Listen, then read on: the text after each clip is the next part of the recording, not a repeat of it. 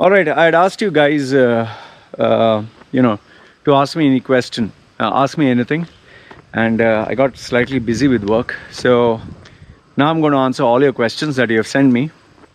I'm going to read them, and timestamps will be put down below. So this is just to give back to the community that supports me.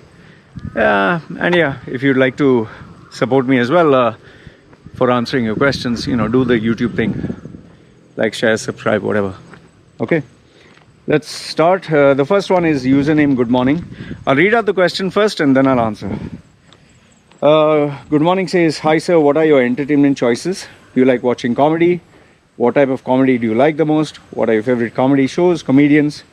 What kind of video games do you like to play? What are your favorite games? Okay, multiple number of questions. What are your entertainment choices?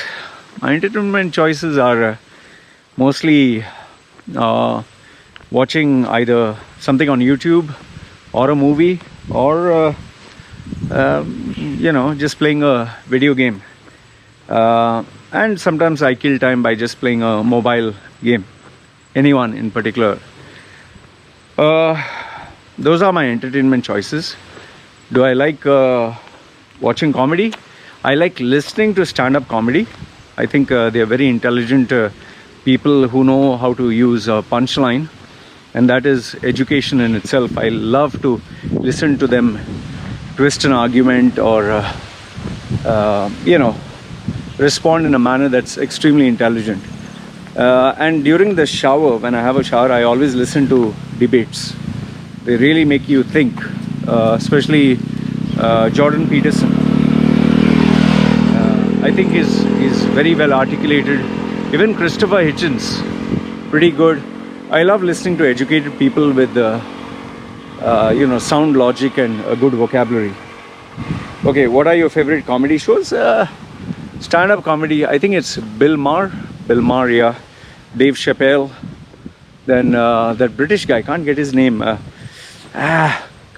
Maybe I'll put it in the comment section below. So I listen to these guys. I think they are really intelligent.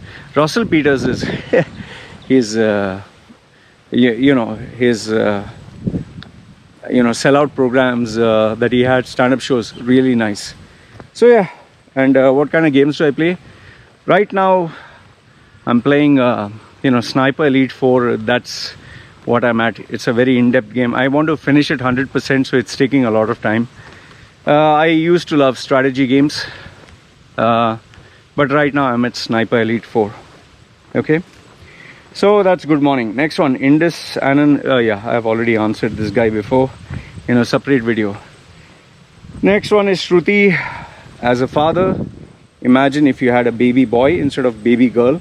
What would be the difference in parenting in the long term? Also, if you lived in India. Okay, as a father, I always wanted a daughter. It's not that I didn't want, but I preferred having a daughter. Why? Because a daughter really is very loving and takes care of her parents. Maybe because I was a rebellious boy, so I just felt that having a boy may be a bit of a challenge, So, and they say fathers love daughters, but I always wanted a daughter. Now, what are the differences? Well, obviously, when you have a girl, generally she's considered more on the gentle side. Boy can be rough, tough. But I try to keep that away and try to raise my daughter as I would raise a boy. For example, if she falls down, I'm not going to go hug her and carry her, and she falls down, I say get up. But obviously, she being a girl, girly girl, when she falls down, she makes all that and cries and wants to come and hug papa, and like a small baby girl. So you can't help it there. But otherwise, I think that would be it. The only change I feel is, when the child grows big, if a boy, like they always say, if a boy had sex, he's not going to get pregnant. If a girl had sex, he would get pregnant. So I think the only difference in parenting is not being strict, but rather educating the child. These are the risks. But yes, you have to keep rules in the house. Otherwise, kids, you give them a finger, they'll take the hand. And yeah, what else? And what if I lived in India? Oh, India is tough. India is very, very tough. Too much of people interfering in your lives, too much of gossiping, superstition, politics. It's not an easy life. And India has also taxes which are very high. So I would say India would be a very tough life. And given the overpopulation, you have to be very strong. It's like survival of the fittest. Like, see, here I'm all alone, walking all alone. I don't think there are very many places in India that way. And yes, I'd be very concerned with the people she hangs around with and what she watches on media. Here, there are very few people. It's very quiet and I like it this way. So I prefer here to India. Okay, 1 second. Let me change my hand. Oh, because the sun is this way. Okay, next one is Album Lee Viola. Okay. He says, Osho says marriage is the #1 cause of human suffering. It also gives birth to religion and restrictions of personal freedom and liberty. What do you think of this? Okay, see, Osho as a character was very intelligent, and he knew that if he said something controversial or thought-provoking, the people would always quote him. So with regards to Osho, you need to take everything with a pinch of salt, not take everything he says literally. He says the #1 cause of human suffering, marriage. Ask a guy who's single, who doesn't have a mate, who doesn't have the capacity to get a girl. What is his suffering? He'll say that I'm suffering because I don't have someone to love or I don't have a mate.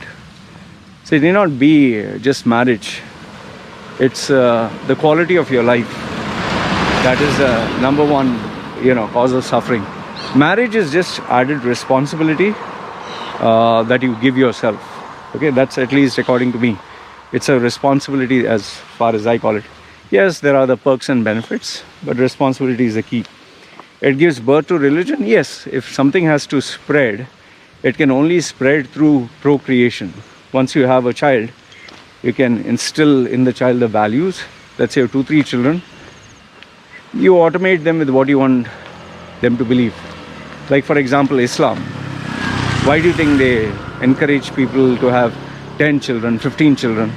And that's why they go around telling people it's the fastest growing religion. If a Hindu gives birth to 2 children, Christian 1, atheist none, I mean, obviously by default it'll sound like Islam is the fastest growing, because this guy who's following Islam, he has 10 children, So 10 is to 2 is to 1 is to none. Then restrictions on personal freedom and liberty. Yeah, obviously you can't go around sleeping around. You can't spend cash like mad. So those are the restrictions, yes, you do get. So like I said, whatever Osho says, take it with a pinch of salt, but evaluate it in a broad sense. Don't take whatever he says literally.